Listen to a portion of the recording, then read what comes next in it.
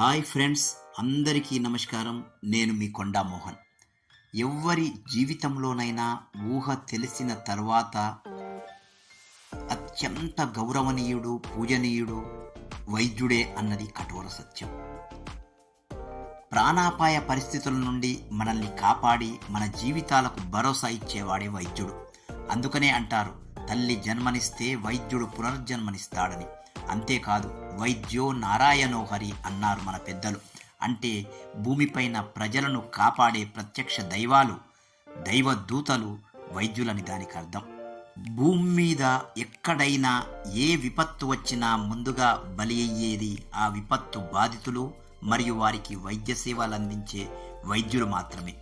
అంతెందుకు, మొన్న భూగోళాన్ని యావత్తూ గజగజలాడించిన కరోనా మహమ్మారికి బలి అయిన వారిలో కరోనా రోగులతో పాటు ఎందరో వైద్యులు కూడా ఉన్నారు.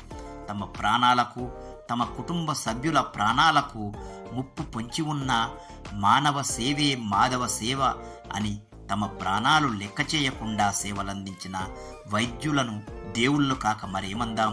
వారందరికీ చేతులు జోడించి వందనాలు అర్పిద్దాం.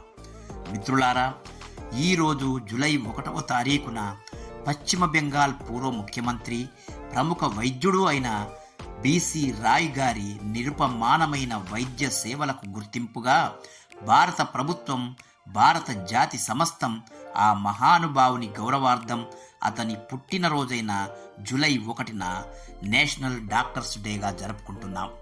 డాక్టర్ బీసీ రాయ్ గారిని గుర్తు చేసుకుంటున్నాం. ఈ సందర్భంగా మన దేశంలో వైద్య సేవలు అందిస్తున్న ప్రతి వైద్యునికి శిరస్సు వంచి వందనాలు అర్పిద్దాం. ఆరోగ్యకరమైన, ఆనందకరమైన భారత జాతి ఆవిష్కరణకు వైద్యులు మరింత సేవలు అందించాలని, వారి సేవలను సమాజం గుర్తించాలని కోరుకుందాం. Doctors are unsung heroes of the society. Let us salute them. జై హింద్.